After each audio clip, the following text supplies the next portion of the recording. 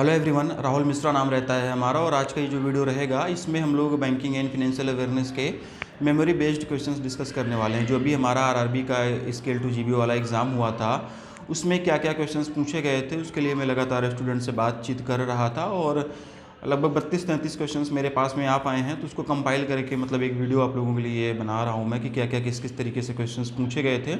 और इसकी पीडीएफ भी ऑलरेडी मतलब बना दी जा चुकी है और इसकी जो पीडीएफ है वो ऐप पर अवेलेबल है। जाकर आप लोग मोबाइल ऐप पे मतलब उसको वहाँ पे देख सकते हैं कि क्या क्या क्वेश्चन किस किस तरीके से आए थे। ठीक है, तो लगभग 32 से 33 क्वेश्चंस मेरे पास में हैं। इन सारी चीज़ों को हम लोग देखेंगे कि किस तरीके से क्वेश्चंस पूछे गए थे। इससे आसानी हो जाएगी कि अगले ईयर हमको नेक्स्ट ईयर अपनी तैयारी किस तरीके से रखना है, क्या क्या अप्रोच हमको रखनी चाहिए।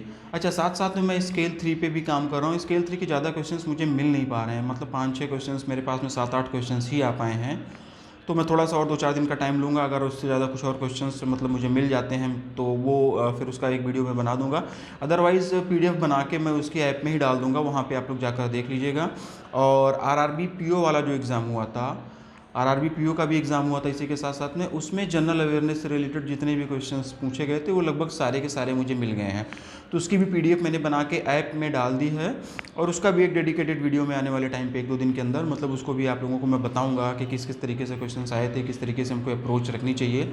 बैंकिंग एंड फिनेंशियल अवेयरनेस में किस तरीके से क्वेश्चंस पूछे गए थे आरआरबी पीओ में, क्या हमने वो पढ़ाया था कि नहीं पढ़ाया था, क्या अप्रोच हमारी रखनी चाहिए, किस तरीके से हमको सोचना समझना चाहिए अच्छे नंबर लाने के लिए। ठीक है, तो वो आगे आने वाले वीडियोस में हम लोग उसको देखेंगे। ठीक है ना। आज फिलहाल हम लोग बात करेंगे स्केल 2 का और जीबीओ वाला जो एग्ज़ाम हमारा हुआ था इसमें क्या क्या क्वेश्चंस पूछे गए थे।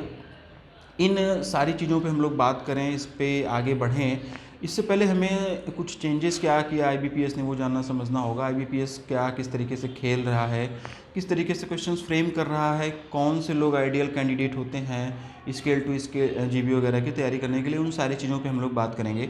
तो लास्ट ईयर का पैटर्न देखते हैं और इस बार का अगर पैटर्न हम लोग देखें तो आईबीपीएस ने लास्ट ईयर थोड़ा सा डिस्क्रिप्टिव मोड में मतलब क्वेश्चंस फ्रेम किया हुआ था। जिस तरीके से क्वेश्चंस मैंने कराए भी थे अपनी वीडियो में कि मतलब एक सेंटेंस दे दिया गया, एक क्वेश्चन दे दिया गया, उसके 4-5 स्टेटमेंट दे दिए गए, फिर उसमें पूछा गया कि क्या सही है क्या नहीं सही है। इस बार वो सारी चीज़ें नहीं पूछी थी। इस बार थोड़ा सा डीप में जाके पूछा हुआ था, बहुत ज़्यादा हट के क्वेश्चंस पूछे गए थे इस बार। ठीक है ना, चीज़ें लास्ट ईयर के कंपेरिजन में थोड़ा तो टफ हुई हैं, इसमें कोई दो राय वाली बात नहीं है। ठीक है, दूसरी बात ये है कि लास्ट ईयर जो हुआ था, लास्ट ईयर जो एग्ज़ाम था 24 सितंबर को था और 24 सितंबर को जब लास्ट ईयर एग्ज़ाम था तो उन्होंने लगभग 20 सितंबर तक के क्वेश्चंस पूछे हुए थे। इसी बात को ध्यान में रखते हुए हम लोग इस बार 10 तारीख को एग्ज़ाम था तो 8 तारीख तक का कंटेंट आप लोगों को अवेलेबल कराया गया था। लेकिन हुआ क्या कि सितंबर से कोई क्वेश्चंस नहीं आया, मैक्सिमम क्वेश्चंस अगस्त से आए थे और जुलाई से आए थे। जुलाई अगस्त से मैक्सिमम क्वेश्चन लपेट दिया गया था। हालांकि जो मतलब आइडियल सिनेरियो होता है उसमें होता क्या है कि लास्ट 6 मंथ का तो कम से कम हमको बैंकिंग एंड फिनेंशियल अवेयरनेस पढ़ना होता है। कई बार ये लोग क्या करते थे कि जनवरी और फरवरी से भी क्वेश्चंस डाल देते थे आरबीआई सर्कुलर के, तो हम लोग इस तरीके से प्लान करते थे कि हम लोग जनवरी से सारी चीज़ें पढ़ेंगे। ठीक है ना। तो हर बार आईबीपीएस कुछ ना कुछ चेंजेस कर रहा है, कभी सितंबर में से सारे क्वेश्चंस दे रहा है, कभी जुलाई अगस्त से दे रहा है, कभी जनवरी फरवरी से सर्कुलर उठा ले रहा है। तो मतलब हर बार कुछ ना कुछ चेंजेस कर रहा है और उसके लिए हमको तैयार होना होगा, तैयार रहना पड़ेगा। ठीक है ना। इस बात से हम ये जज नहीं कर सकते हैं कि इस बार जैसे उसने जुलाई से और अगस्त से सारे क्वेश्चन पूछे तो अगली बार जून और अप्रैल से ना पूछे या फिर सितंबर से ना पूछे। हमको क्या करना होता है कि हमको एक तैयारी करने का एक आइडियल तरीका होता है, उस हिसाब से हमको अपनी तैयारी करनी है। मिनिमम 6 मंथ तो हमको हमेशा करना ही करना होगा। वो उसका मन है कि पूछे या ना पूछे। अगर हमको नहीं पता था ना पहले से कि 2 महीने का ही पूछेगा, नहीं तो हम लोग 2 ही महीने का पढ़ के जाते। ठीक है ना। अब इस बार मान लो 2 महीने का पूछा है, हम आगे 2 महीने का पढ़ के जाएँ वो पीछे से पूछ ले तो अभी हम नहीं कर पाएंगे। तो सिचुएशन जो भी है मतलब आइडियल कंडीशन यही होती है कि लास्ट 6 मंथ का हमको कम से कम पढ़ के जाना है। ठीक है। और पिछले उसके जो महीने होते हैं जैसे जनवरी फरवरी मार्च के, इसमें आरबीआई से रिलेटेड जो भी सर्कुलर होता है और जो नाबार्ड से रिलेटेड सर्कुलर होता है उसको भी हमको कम से कम पढ़ के जाना है। हाँ, ये चीज़ हम कर सकते हैं कि लास्ट 6 मंथ का पढ़ना है, उससे पहले का आरबीआई और नाबार्ड का सर्कुलर पढ़ना है। बाकी जैसे सितंबर में एग्ज़ाम लग रहा है तो जून जुलाई अगस्त या जुलाई अगस्त 3 महीने को थोड़ा और ज़्यादा डीप में कर देना है, थोड़ा और ज़्यादा अच्छे से कर लेना है। बाकी चीज़ें छोड़नी नहीं है कि बाकी चीज़ें छूट जाए। ठीक है। तो ये चीज़ें एक चेंजेस हुआ है आईबीपीएस की तरफ से। दूसरी बात ये कि आरबीआई का सर्कुलर से 1 या 2 क्वेश्चन शायद आई थिंक आए थे, ज़्यादा डीप मतलब ज़्यादा नहीं आया था।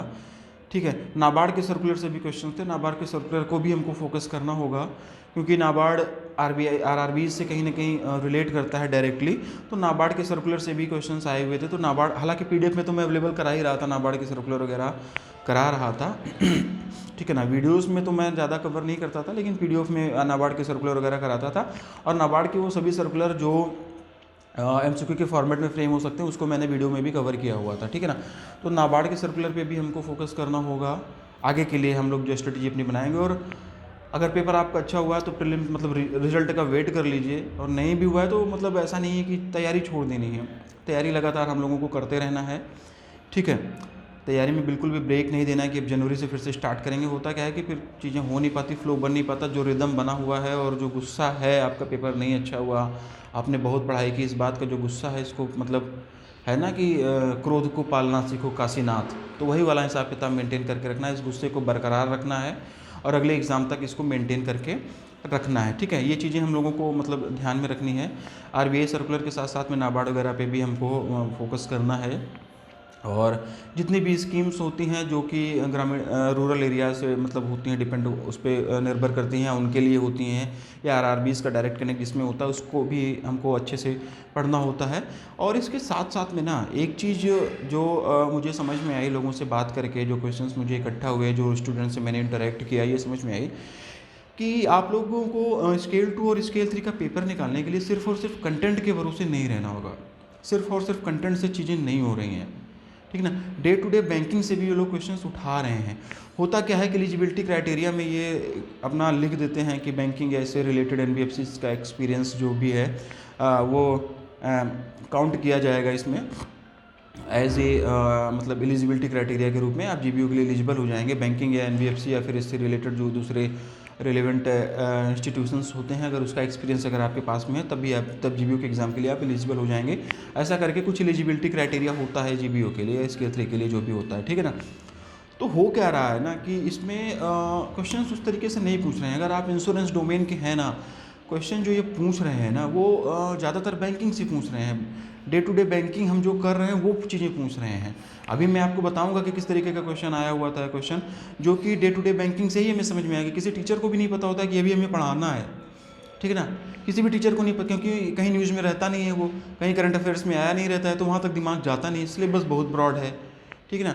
तो अगर हमको जीबीओ की और स्केल 3 की अच्छी तैयारी करनी है ना, तो डे टू डे बैंकिंग जो हम लोग अपनी ब्रांच बैंकिंग कर रहे हैं उसकी जो टेक्निकलिटीज़ हैं उस पर हमें फोकस करना होगा। और इसीलिए मैं कह रहा हूँ कि जो बैंकिंग के स्टूडेंट्स हैं, जो मतलब कि जो ऑलरेडी बैंक में काम कर रहे हैं स्केल 1 एज ए स्केल 1, उनके लिए निकालना थोड़ा सा आसान रहता है, मुझे जो लगा इस बार का, इन कंपैरिजन टू जो एलआईसी वगैरह से आते हैं, या जो दूसरे और इंश्योरेंस डोमेन से आते हैं, या जो किसी और दूसरे एनबीएफसी का एक्सपीरियंस लेके बैठे हैं 2 साल का और अभी उनके पास में जॉब नहीं है, या फिर वो लोग कर रहे हैं उस एक्सपीरियंस के बेस पे यहाँ पे आना चाह रहे हैं। इस बार उन्होंने क्वेश्चन ऐसा फ्रेम किया था कि डे टू डे बैंकिंग से भी काफ़ी क्वेश्चन उठाए थे, और वो चीज़ें हमें तभी आएंगी जब हम डे टू डे बैंकिंग कर रहे हैं, जब हम ब्रांच में जो बैंकिंग करते हैं, जो ब्रांच में हम कामकाज अपने करते हैं, उसमें जो भी काम होता है उस पर हम फोकस करते हैं, उस पर जो उसकी टेक्निकलिटीज़ होती हैं, जो उसकी मतलब कोर बैंकिंग वाला जो सेक्शन होता है, सिस्टम होता है, उस पर हम फोकस रखते हैं, ठीक है ना। तभी जाके हम कुछ क्वेश्चंस को कर पाएंगे। अदरवाइज़ फिर वो क्वेश्चंस कहीं कोई टीचर हमें नहीं पढ़ाएगा, किसी मैगजीन में हमें नहीं मिलेगा, कोई न्यूज़ चैनल हमें नहीं बताएगा, कुछ एक क्वेश्चन इस तरीके से भी आते हैं, ठीक है ना। तो अगर हम आरआरबीज़ की तैयारी कर रहे हैं स्केल 2 और स्केल 3 की, और ये वीडियो ऐसे लोग देख रहे हैं जो ऑलरेडी ब्रांच में काम कर रहे हैं कहीं ना कहीं एज ए स्केल 1, तो आपके लिए ईजी है। आप थोड़ा सा जो काम करते हैं उस पर थोड़ा सा फोकस रखिए, क्या आप काम कर रहे हैं, केसीसी वगैरह अगर कर रहे हैं तो उसके टेक्निकल पॉइंट्स क्या हैं, कोई लोन वगैरह आप दे रहे हैं तो उसके टेक्निकल पॉइंट्स क्या हैं, कोई गवर्नमेंट स्कीम अगर आ रही है उसको इम्प्लीमेंट करा रहे हैं तो उसके टेक्निकल पॉइंट क्या हैं, इन सारी चीज़ों पे भी फोकस करके रखिए। साथ ही साथ में कंटेंट तो आपकी हेल्प करेगा, कंटेंट तो रहेगा ही पैरेलली, क्योंकि चीज़ें वहाँ से पूछी जाती हैं। आरबीआई सर्कुलर आप कहाँ से पढ़ोगे, नाबार्ड सर्कुलर कहाँ से पढ़ोगे, ठीक है। और एक्विजिशन मर्जर वाले क्वेश्चन जो होते हैं, जो अभी एक स्केल 3 में क्वेश्चन पूछा गया था कि आरबीएल बैंक का कुछ स्टेक दिया था, उसने किसने खरीदा था, ठीक है ना। ऐसा करके एक क्वेश्चन आया हुआ था, मैंने नोट डाउन किया है। 1-2 क्वेश्चन डायरेक्ट स्केल 3 में भी मिले हैं, ठीक है। तो वो मैंने कर रखा है, वो भी मैं बताऊंगा अभी आने वाले टाइम पे, नहीं तो पीडीएफ में मैं डाल दूंगा, वहाँ से देख लेना। ठीक है। तो ये सारी चीज़ें तो कंटेंट से भी ही मिलेंगी, लेकिन आप लोगों को खुद से मतलब अभी से एक्टिव रहना होगा। आरबीआई से संबंधित जो भी न्यूज़ आती रहती है उसको डिफरेंट सोर्सेज से पढ़ते रहना होगा। ऐसा तो है नहीं कि 24 घंटे आप लोग काम करते हैं, जो भी टाइम मिलता है उसमें पढ़ते रहना होगा, थोड़ा सा अवेयर रहना होगा देश दुनिया में क्या चल रहा है, उन सारी बातों पर मतलब ध्यान हमें रखना होगा। अभी IBPS इसमें RRB PO मेंस में क्वेश्चन आया था, वेदांता ग्रुप के चेयरमैन कौन हैं, ठीक है ना। तो ये सब चीज़ें अगर आप डेली न्यूज़ जैसे पढ़ रहे हो तो इनके कुछ ना कुछ प्रोजेक्ट्स वगैरह रहते हैं, वहाँ से पता चल जाता है, ठीक है ना। तो इस तरीके से अगर थोड़ा सा डेली करंट अफेयर्स भी पढ़ना रहेगा, बैंकिंग से रिलेटेड जो भी चीज़ें हैं उसको भी हमको पढ़ते रहना रहेगा, और उसमें जो टेक्निकल चीज़ें जो उसका टेक्निकल एस्पेक्ट्स है उस पर ज़्यादा फोकस करना है। ऊपर से नहीं पढ़ लेना है। ऊपर से पढ़ के वन लाइनर ऐसे हम लोग अगर कर लेंगे तो होता क्या है कि चीज़ें तो हमें एक बार में समझ में आ जाएंगी, लेकिन जो क्वेश्चन फ्रेम होता है जो उसमें डीप पे जाके पूछ रहे हैं, जो उसकी टेक्निकल चीज़ें होती हैं उसमें जाके क्वेश्चन वो लोग पूछ रहे हैं, ठीक है ना। तो अगले साल के लिए हमको जो भी तैयारी करनी है, मैं तो यही बोलूँगा कि आइडियल कंडीशन 6 मंथ ही रखना है। ये बिल्कुल नहीं देखना है कि लास्ट 2 मंथ से आया तो 2 महीने का पढ़ के जाएंगे, वो अगली बार बदल देंगे, फिर हमारा तौबा तो मचा नहीं सकते हैं, उनसे तो कुछ कह नहीं सकते हैं। तो लास्ट 6 मंथ पे हमको फोकस कम से कम करके रखना है। बाकी उसके जो जनवरी फरवरी और मार्च वाले महीने होते हैं उसमें से RBI सर्कुलर, नाबार्ड के सर्कुलर हमको फोकस करना है। बाकी लास्ट 3 मंथ के जो exam banking and financial awareness होती है उस पर ज़्यादा फोकस करना है। हम अगर बैंक में काम कर रहे हैं, ब्रांच बैंकिंग जो हमारी हो रही है, डे टू डे बैंकिंग जो हो रही है, उस पर हमको फोकस करके रखना है। इसके साथ साथ में और भी न्यूज़ वगैरह आप लोग को देखते रहना है जो बैंकिंग से संबंधित आती है, उसके जो टेक्निकल पॉइंट्स हैं उस पर भी हमें फोकस रखना है। इंश्योरेंस डोमेन से अगर आप लोग आते हैं, दूसरे NBFC का एक्सपीरियंस है, तो आपको डे टू डे बैंकिंग पे भी थोड़ा सा फोकस करना होगा। इस बार जैसा क्वेश्चन पूछा गया मुझे ऐसा लगता है, अगली बार चीज़ें बदल भी सकती हैं, कुछ अनएक्सपेक्टेड आ भी सकता है, लेकिन हम लोग अपनी स्ट्रेटजी जो बनाते हैं वो पिछले एग्ज़ाम को देख के ही बनाते हैं, मेमोरी बेस्ड क्वेश्चन को देख के ही बनाते हैं। तो वही काम हम लोग इस बार भी मतलब कर रहे हैं, वही चीज़ें आप लोगों को मतलब मैं बताने की कोशिश कर रहा हूँ कि जो मेरा एनालिसिस रहा, जो मैंने स्टूडेंट से इंटरेक्ट किया, उस हिसाब से ये चीज़ें निकल के सामने आ रही हैं। तो इस तरीके से आपको अपनी तैयारी अब आगे बढ़ानी है, ठीक है। इंतज़ार नहीं करना है जनवरी का कि जनवरी से स्टार्ट करेंगे। अगर आपका पेपर नहीं अच्छा हुआ है और आपको लग रहा है कि आपका सिलेक्शन नहीं होगा, अंदर से हमें पता लग जाता है कि हमारा होने वाला है या नहीं होने वाला है, हमें बाउंड्री लाइन पे रहेंगे।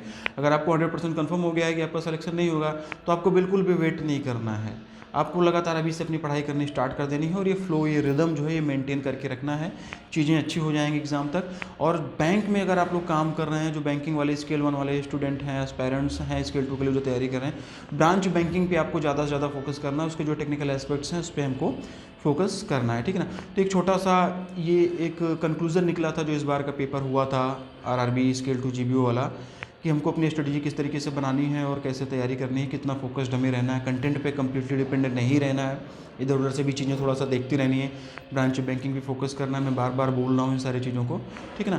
तो एक बेसिक चीज़ें जो निकल के सामने आई वो मैं आप लोगों के सामने रखना ज़रूरी था।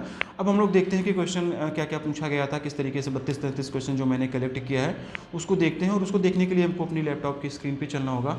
चलो देखते हैं कि क्या क्या क्वेश्चन आया हुआ था और कैसे मतलब किस तरीके से आगे हमको तैयारी करनी है। इसको देखने के बाद में एक मोटा मोटा आइडिया आपको लगेगा कि किस तरीके से आपको अपनी अप्रोच रखनी है आगे की तैयारी के लिए, आगे के एग्ज़ाम के लिए, ठीक है ना। और इस वीडियो के जस्ट बाद में मैं RRB PO मेंस में जो क्वेश्चंस आए थे जनरल अवेयरनेस का, वो वाला वीडियो भी मैं मतलब बना के अपलोड कर रहा हूँ, उसको भी आप लोग देखिएगा।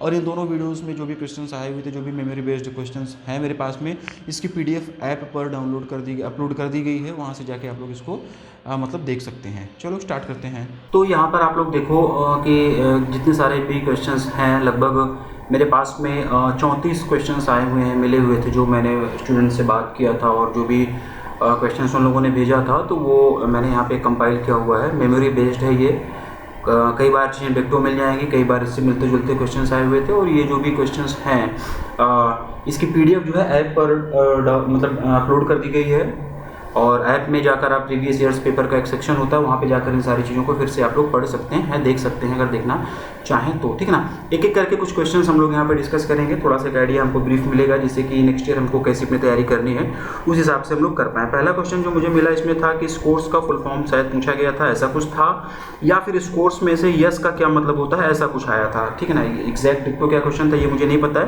तो ये इसका आंसर हो जाएगा।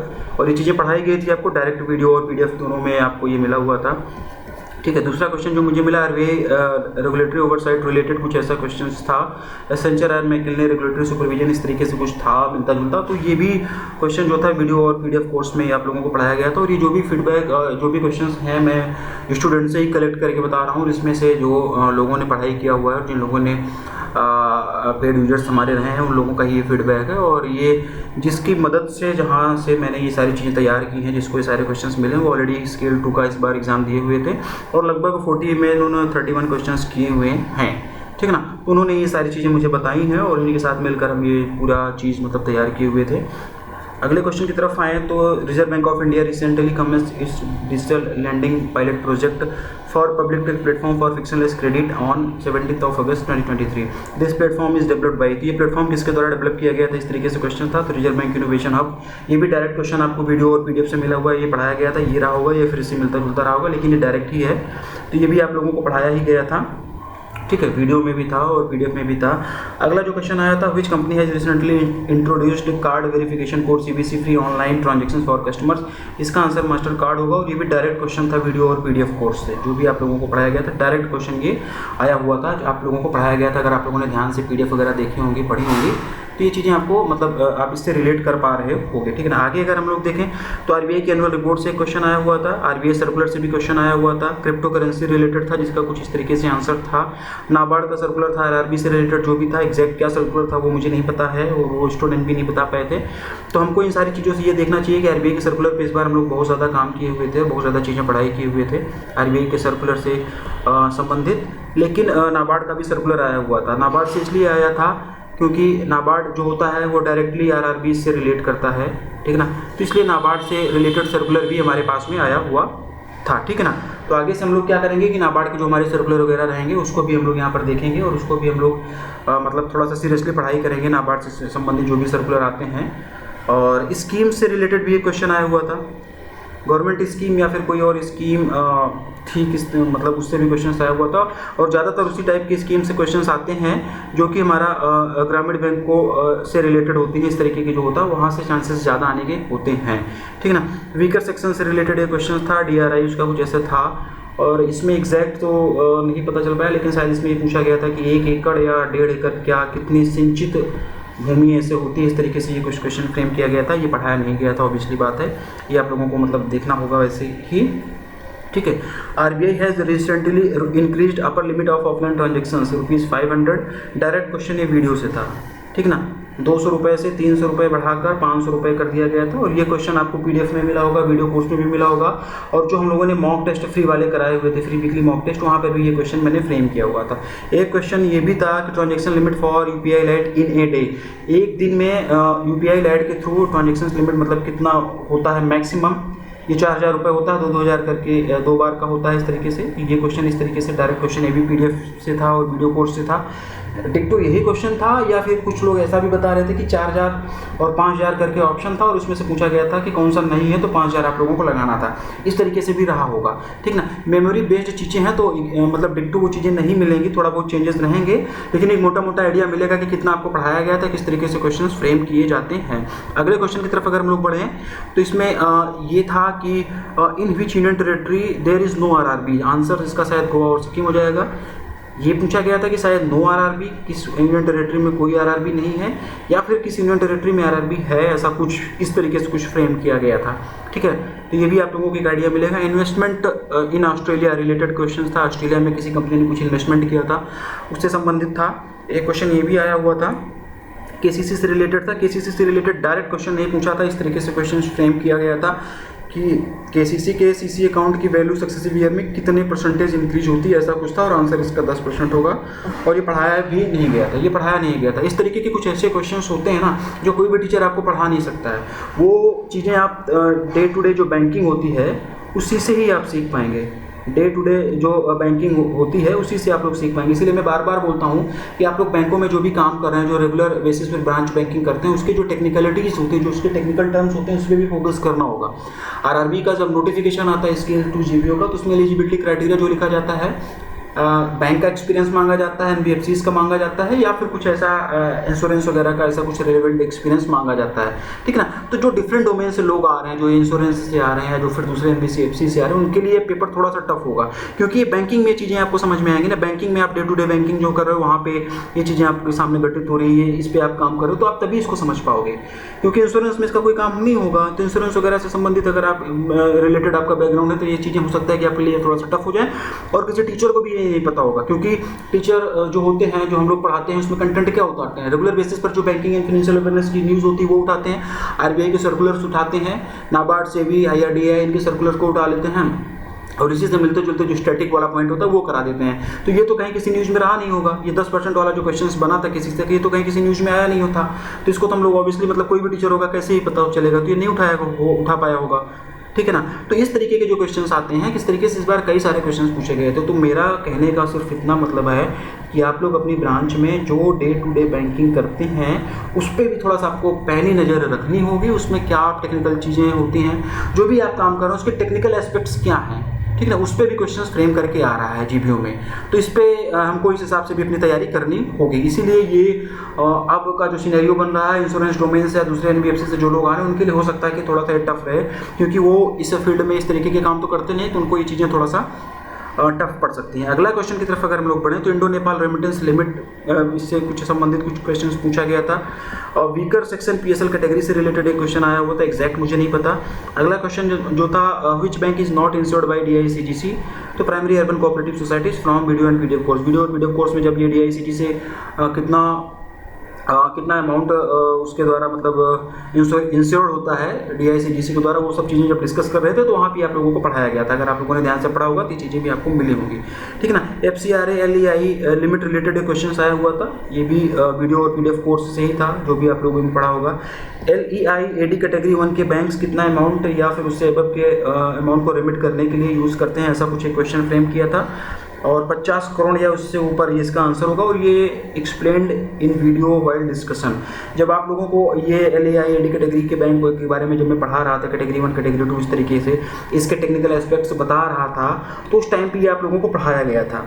अगर आप लोगों ने ध्यान से पढ़ा होगा तो ये चीज़ें आपको मिलेंगी, और नहीं पढ़ा तो फिर से जाके आप लोग पढ़िएगा, शायद अगस्त में है या जुलाई में, एग्जैक्ट तो मुझे नहीं याद है, लेकिन मैंने पढ़ाया है, 100% श्योर है। तो वहाँ पे चीज़ें एक्सप्लेन की गई थी, ये भी वीडियो में मिला था, और इसका पूरा डिटेल्ड एक्सप्लेनेशन पीडीएफ में भी है, तो वहाँ से भी आप लोग इसको देख सकते हैं। और जो भी चीज़ें यहाँ पर बताई जा रही है ना आप लोगों को, ये कई सारे स्टूडेंट से मैं बात करके बहुत ज़्यादा काम करके ये चीज़ें आप लोगों के सामने मैं लेके आया हूँ, क्योंकि मुझे तो पता होता नहीं कि किस किस तरीके से क्वेश्चन आए हैं। जिनका पेपर बहुत अच्छा चला जाता है उनको पढ़ी हुई चीज़ें मिल जाती हैं, पढ़े रहते हैं। जिनका नहीं मिलता फिर उनको लगता है कि कुछ नहीं पढ़ाया गया, तो मैं भी कोई डिसीजन नहीं ले पा रहा था कि सच में पढ़ाया गया है कि नहीं पढ़ाया गया। तो कई सारे लोगों से बात किया मैंने, फिर जाके ये चीज़ें समझ में आई, और ये जो पूरा कंटेंट तैयार किया गया, जम्मू से एक हमारे स्टूडेंट हैं, उनकी हेल्प से ये चीज़ें मैंने तैयार की। उन्होंने काफ़ी मतलब बताया कि किस तरीके से सर क्वेश्चन आए हुए थे, और उन्होंने 40 आउट ऑफ 31 क्वेश्चन किए भी हैं, तो होपफुली उनका होना भी चाहिए। और काफ़ी क्वेश्चन उनको मिले हुए भी थे क्लासेस से हमारे, ठीक है ना। उन्होंने मेरे साथ में 1-2 कोर्स और भी ले रखा था, तो मतलब एक जेन्युइन ओपिनियन है उनका कि यहाँ से सब चीज़ें मिली हुई थी आप लोगों को, ठीक है ना।